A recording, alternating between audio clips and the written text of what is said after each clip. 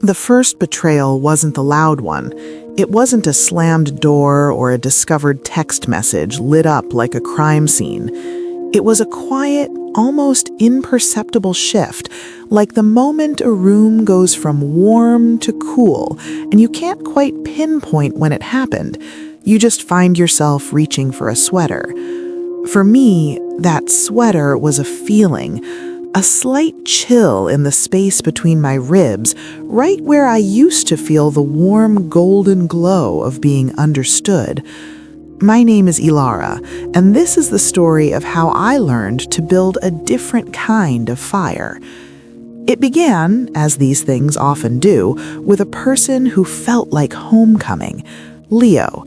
His smile was a key that fit a lock I hadn't known was on my door. For 5 years, we built a life that looked, from the outside, like one of those sun-drenched photographs you scroll past and sigh over. We had the cozy apartment with the string lights, the inside jokes that were a language of their own, the silent communication across a crowded room that said, "You, it's always you." I believed in that narrative utterly. I was the architect of it, the curator of our happiness. I remembered his coffee order, his mother's birthday, the way he needed 10 minutes of quiet after work to shed the day. I soothed his anxieties, celebrated his victories as if they were my own, and held the space for his dreams. I thought that's what love was, a constant, gentle offering of self. The chill started with his phone. Not that he hid it, not at first, but it began to face down, a silent black rectangle that held a gravity I didn't understand. He'd laugh at a notification, a quick, private puff of air, and when I'd ask, "What's funny?" he'd say, "Nothing, just a meme," and slide it into his pocket. The nothings became a frequent visitor in our conversations. "Nothing's wrong, it's nothing, just tired. No, nothing's the matter." I, the expert in him, the one who could read the subtle tightening around his eyes, knew it was something. But I betrayed myself first. I rationalized work stress, family stuff he wasn't ready to talk about. I made my own warmth, knitting tighter the blanket of my care, cooking his favorite meals, planning weekend getaways to reconnect. I poured more of myself into the vessel of us, not noticing it had developed a hairline crack.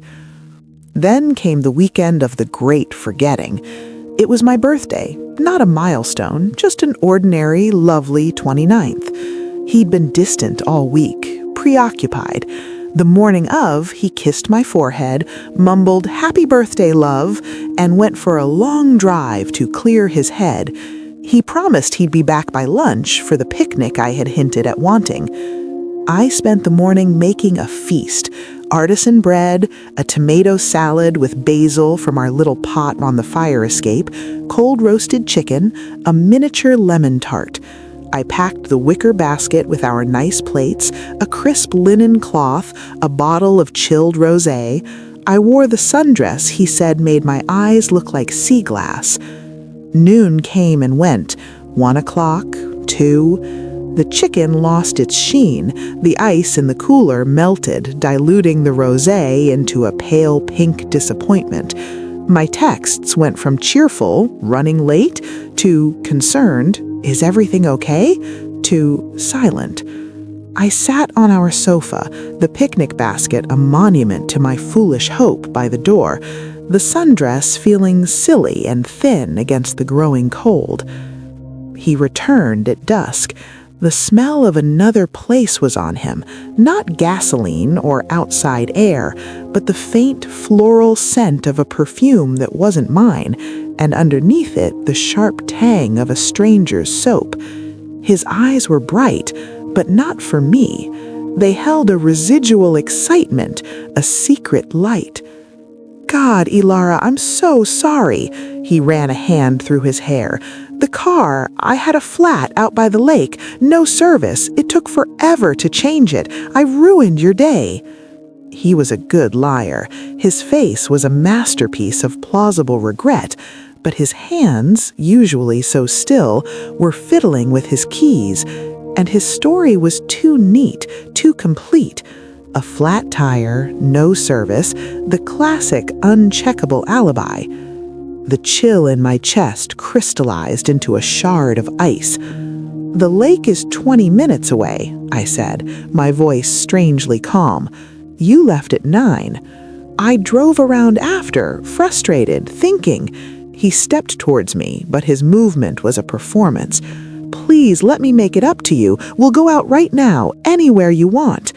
He reached for me, and I flinched.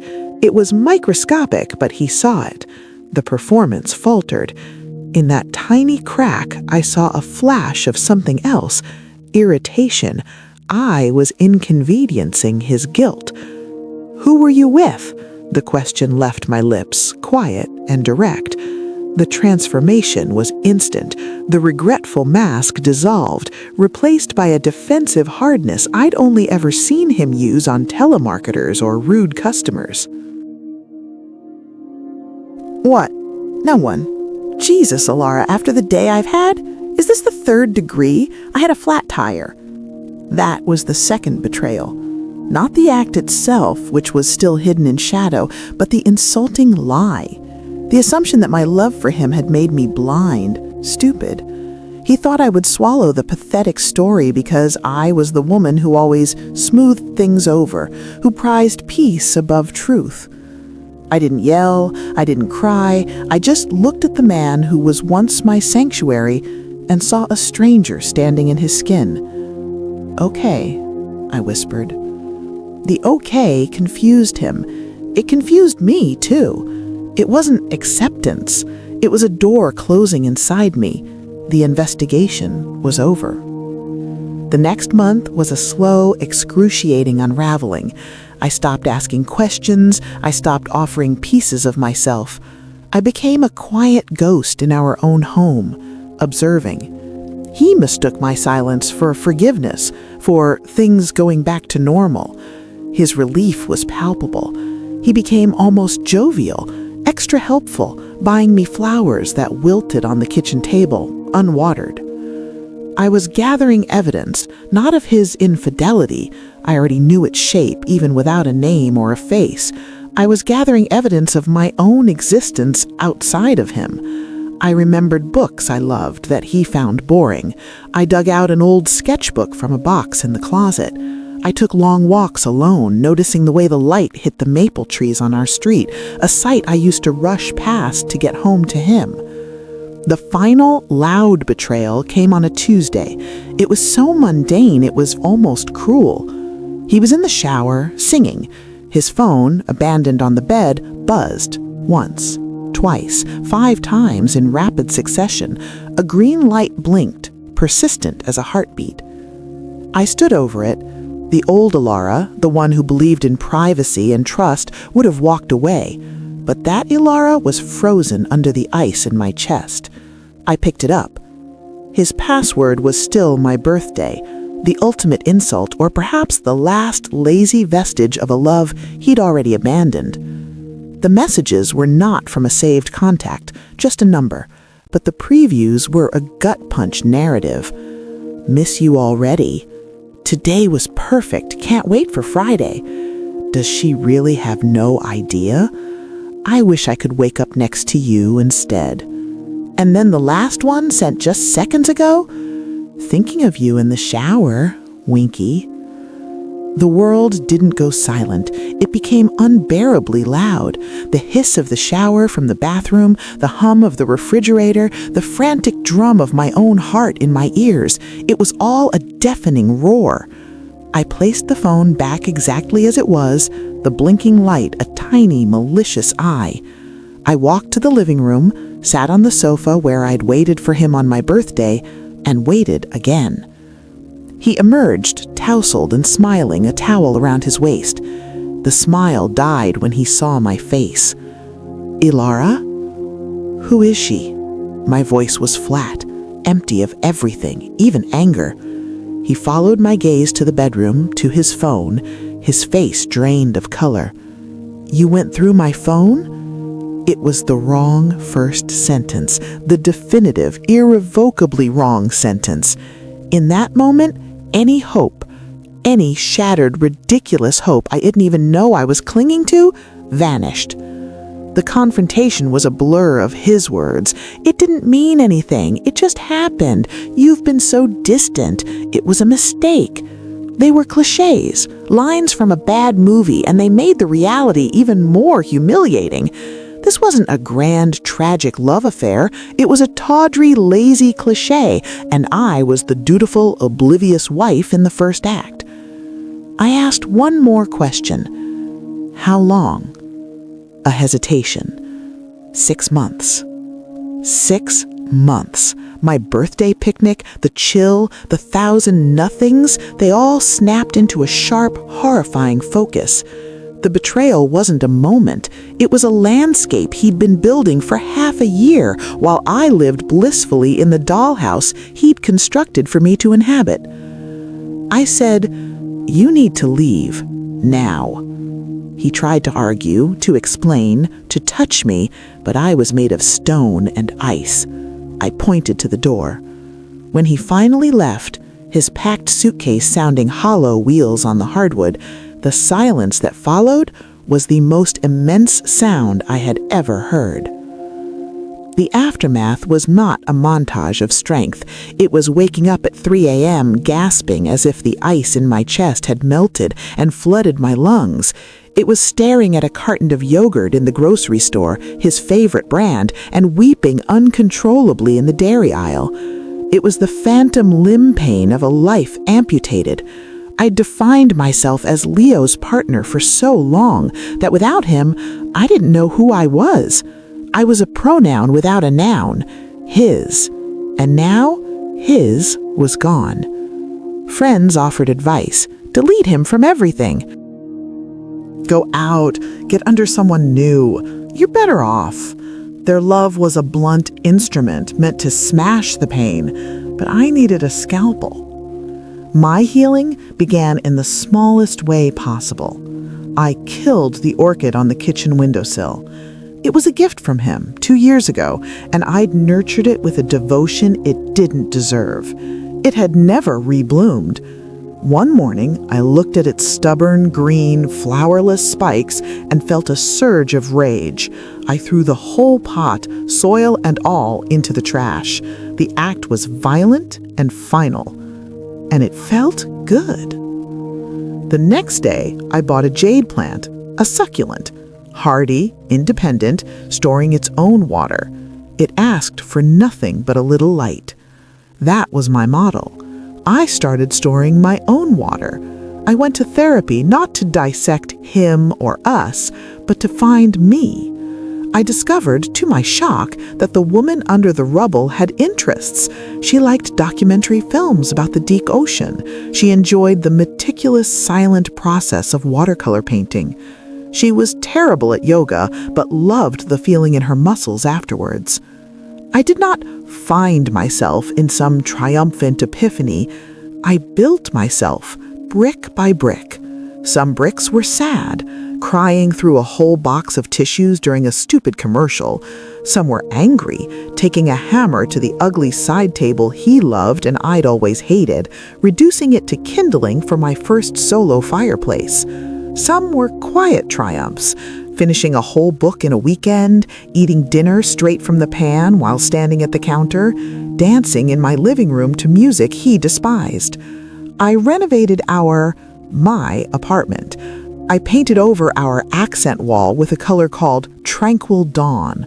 I got a cat, a rescuer with one eye who purred like a motorboat and slept on Leo's side of the bed. Months bled into a year. The legal divorce was a dry administrative procedure. The real divorce had happened the day I threw out the orchid. Then, one rainy afternoon, I saw him, or rather, I saw them. He was holding an umbrella over a woman with a familiar laugh in a coffee shop across the street.